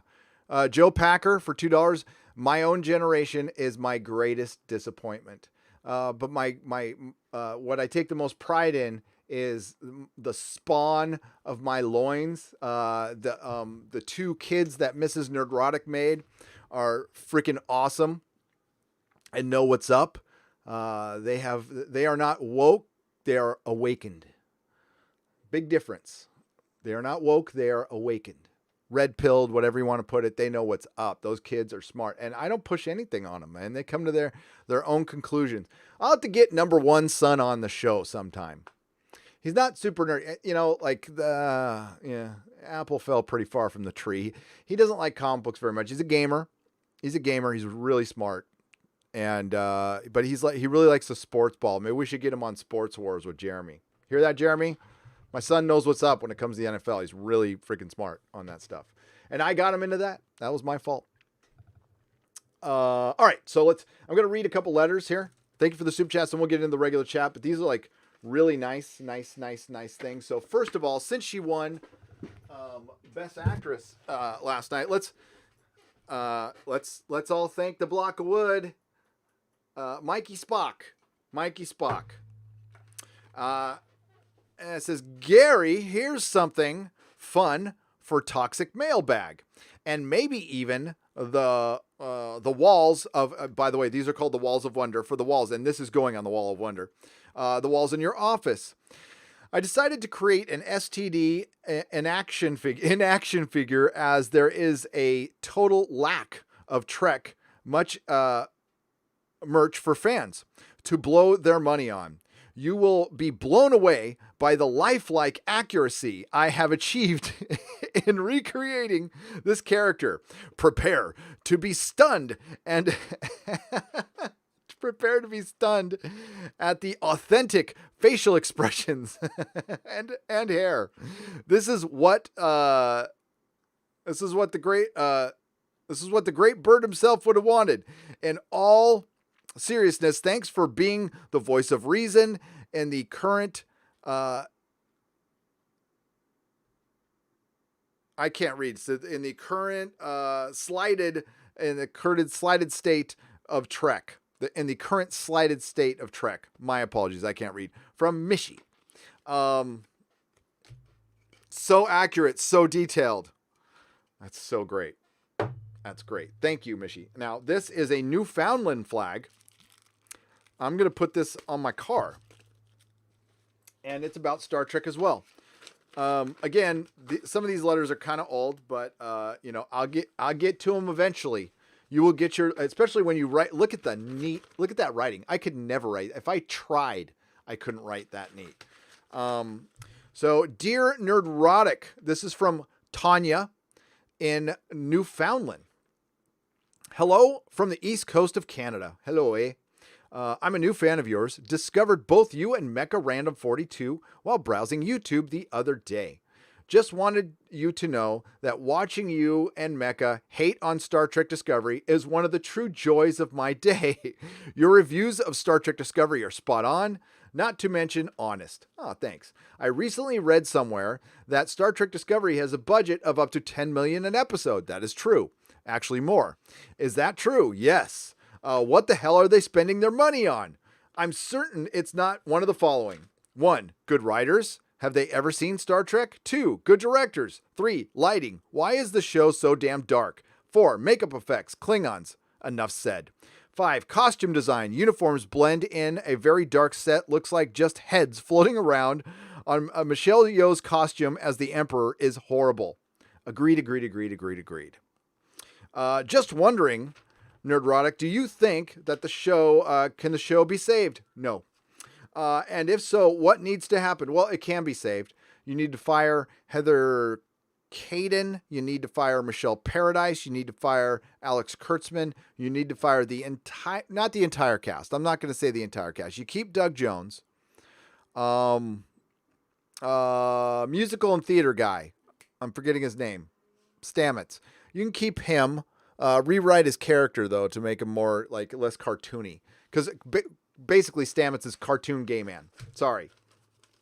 But that's what he is. Bring back Anson Mount. But yeah, you got to start from scratch. The thing is, they used it to show you how little they cared about you. When they brought Star Trek back to television, which should have been a major moment, they just reused a template. They used a template that was on a shelf. They went to Walmart and bought TV show template off the shelf that was already used. It was an open boxed used one. They didn't decide to, make their own template that was maybe a callback to Star Trek, but is something a little new. No, they just used JJ Abrams stuff. That's how much effing thought they put into one of the greatest franchise worth billions. They reused a failed template. That cannot be said enough. Why in the hell would you do that? Because you're lazy and you don't give a fuck. You just wanted to get subscribers. And believe me, once they can get enough subscribers and they feel like they don't need Star Trek anymore, bye-bye, because it costs too much money. Least they need to make Michael Burnham has to go, or at the very least they need to make her a real character. Why does everyone love this woman when she has done nothing to earn her love? It's just like Twilight. It's just like Belle in Twilight. She just exists and everybody's running around loving her for what? Pouting? But that's the new age of writing. It's fanfic. They actually are just making stuff like fanfic, too. 2, the writers and directors need to sit down and actually watch some Star Trek and learn how to write and direct a good Star Trek story. This is something that doesn't happen in Hollywood anymore. And it's a generational thing. Nobody does their research anymore. I can tell. No, I don't work there, but I'm watching your finished product. And I've been around long enough to know when somebody's done the research and somebody hasn't. And they'll give you lip service like we watched some Trek. Or before I took this role, I read some comics. My ass. Most of these actors have their assistant buy some comics, read them, give them a rundown, they read a Wikipedia so they can at least get through an interview. That's it. None of them watch Trek. None of them. Here's a guess. Maybe Doug Jones has watched some Star Trek. The other ones, like if I got a Star Trek role, I would watch every episode as much as I could. I would start in order.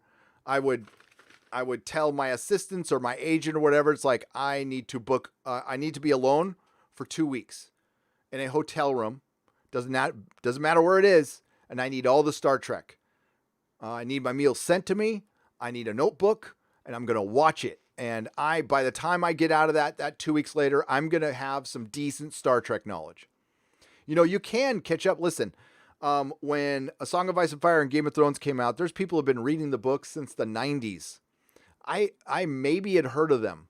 I watched 3 episodes of Game of Thrones. I ran out there and bought all the books and read them over and over and over and over and over again. And within a couple of years, I could have whooped any of their asses in trivia contests who had been reading it for 20 years because I just obsessed. I asked Mrs. Nerdrotic. I obsessed on it every night. I was listening to the audiobook.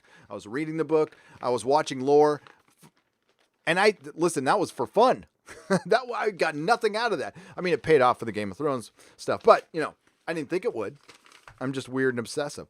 And like that's how much reverence you should have for the Star Trek franchise. If you get that job, this isn't like getting a job of fucking CSI. It's Star Trek. Do your research.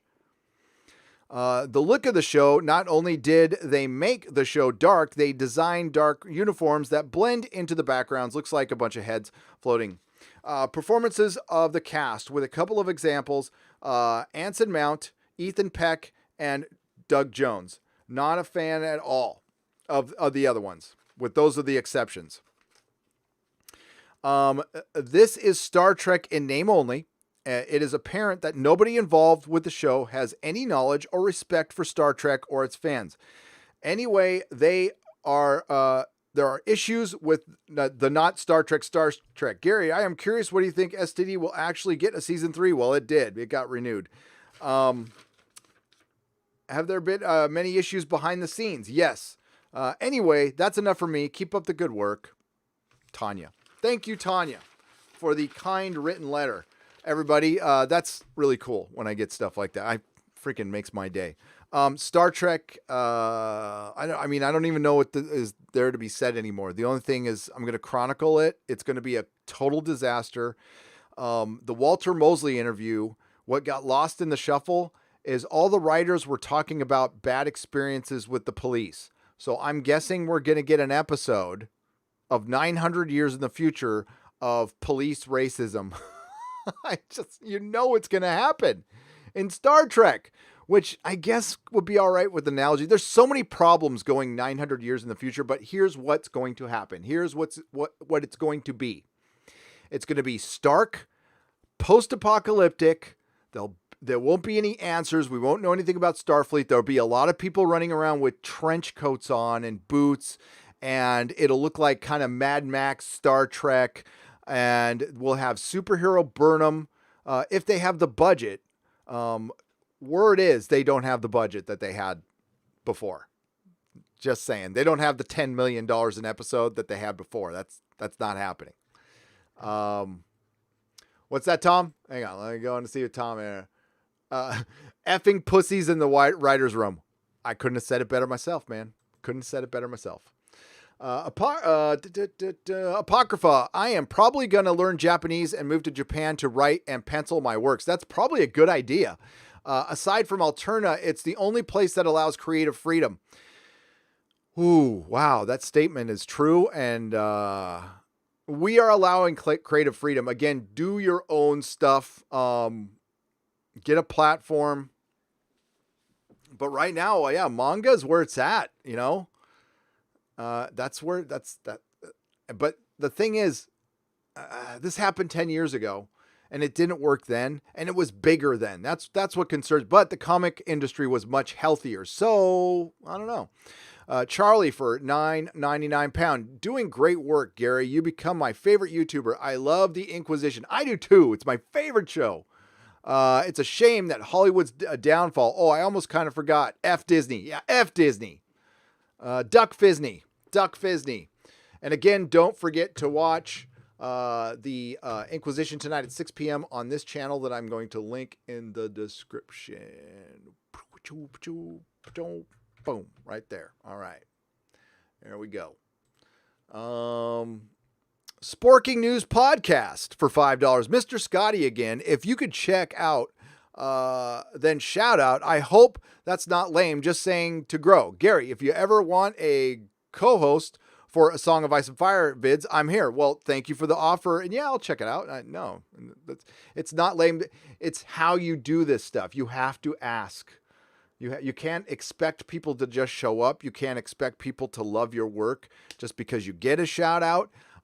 You have to work. You have to ask. You have to be humble. Listen, it's something I had trouble doing, but now I ask, in the beginning for you guys to share the videos because, quite frankly, videos that would have gotten 300,000 views are now getting 200,000 views. That's still awesome, but like I'm trying to prevent. I want to keep doing this. I still get good views and I still get great interaction from you guys. Like really, really good interaction from the subs. You're backing me and I really appreciate it. It just sucks that I got to ask you to do more work, that you don't have to because you've already subbed to me. You shouldn't have to do any more work than that. But I'm going to your channel now, bud. And, there we go. Yeah. That's how you start, man. Here, you got a subscriber. Boom. I'm subscribed. There you go. That's how it starts. And here's a channel. He just started. I think I'm his 5th subscriber. That's where I started too. But it's not lame to ask, not at all. They made Rap Mangle this Rent song to mock us. Oh, Anthony Rap. That's right. Zizzy Vax. That Anthony Rap. And he definitely has his Rent fans that are Star Trek fans. I heard Mecca mention that too, and I totally agree. They looked like there was a bunch of Rent fans there dressed in Star Trek uniforms. Because everybody's got AIDS. AIDS. Everybody's got AIDS. Sorry, Team America is one of my favorite all-time movies. I know I just lost 8 viewers because I sang that song. I'll never do it again. There have been many... There have been a few that have slipped through, but quite a few are on the set out there somewhere. Oh, you know what? I need to ask. You know what I didn't ask Seth when I talked to him, and I meant to, is like, why can't I have the Orville on Blu-ray?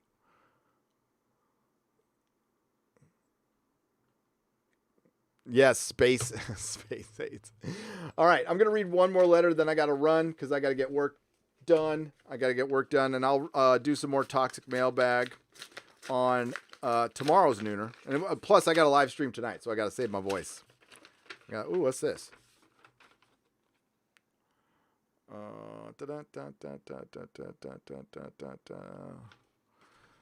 I have to.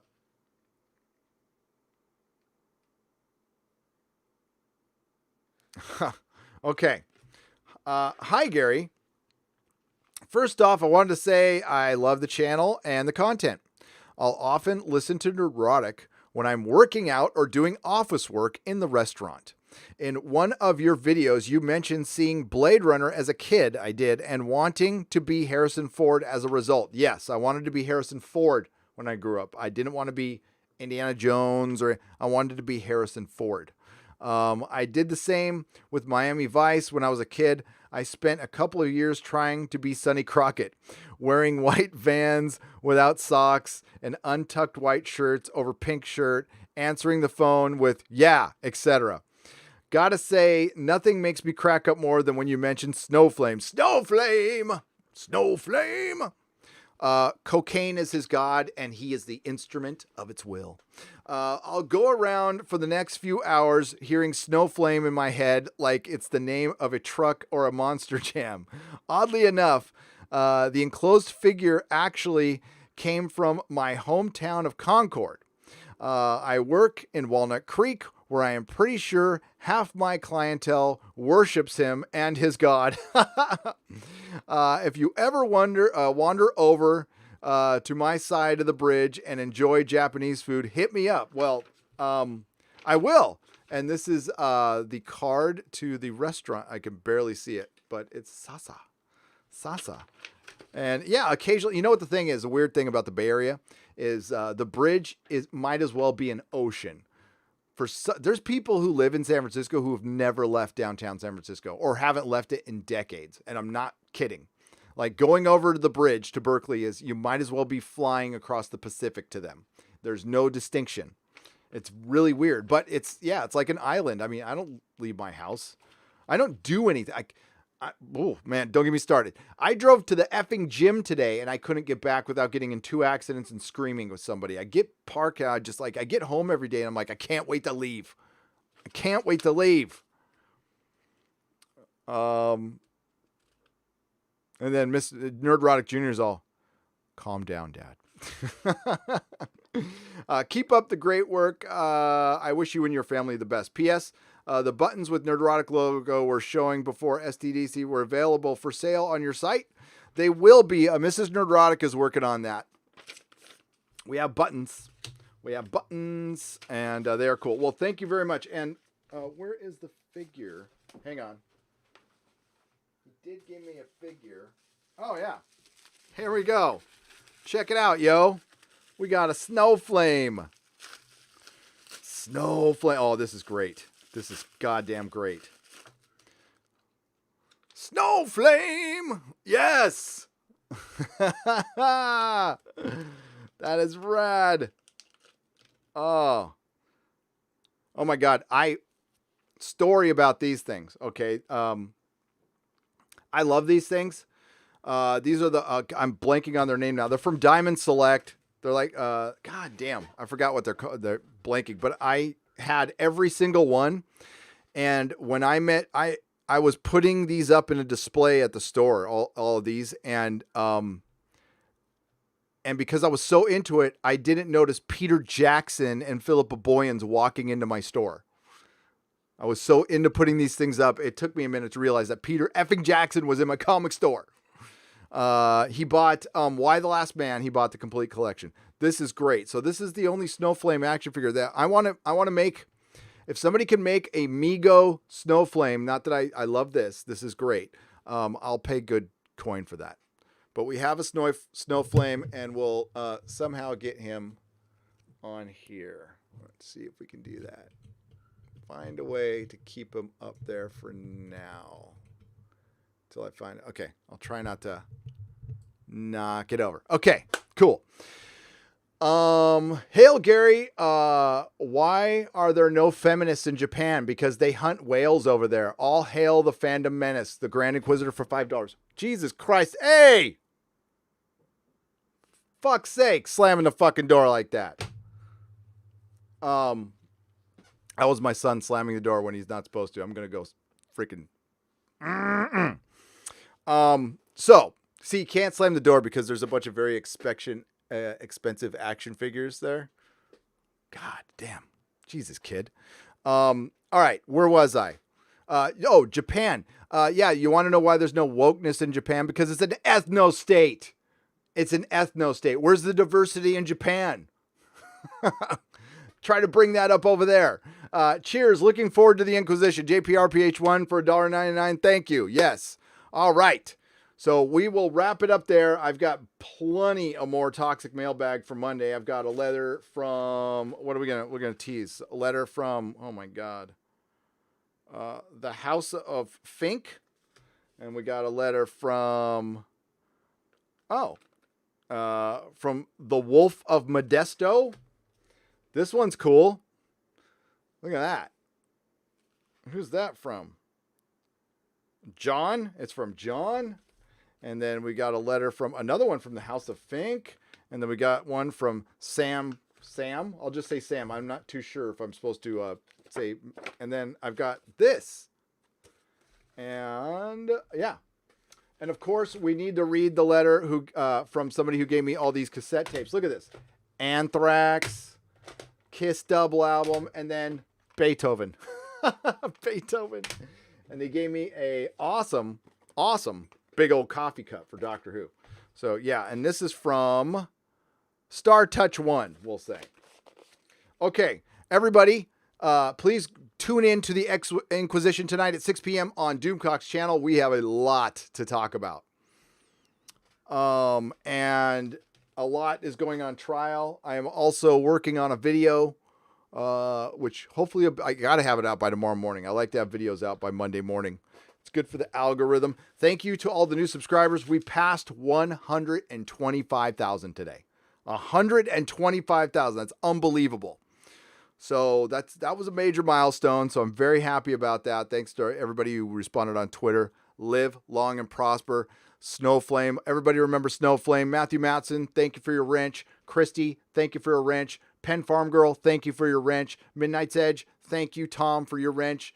And thanks for being here, buddy. And Tom, next Friday, 5 p.m. Pacific time, I want you on the Friday Night Tights. I know you do other things, but yeah, try to make it. Nyla Shadow, thank you for your wrench. Mark Lazurth, thank you for your wrench. Chris Persia, DJ D Show, you guys are brilliant. Thank you for Nyla Shadow. Again, thank you for, and of course, Apocalypse. What is it? Zombie Apocalypse Gary. Zombie Apocalypse Gary. And I'll be back tomorrow. This live stream will be put on Nerdrotic Live in about an hour or so, but I'll keep it unlisted. So if you're watching it, it won't go anywhere. So it's just going to get unlisted. Thank you again, everybody. I have a blast doing this stuff. It's a lot of fun. And whoops, hang on. Let me get right down there. And I will see you in a few hours. Catch you later.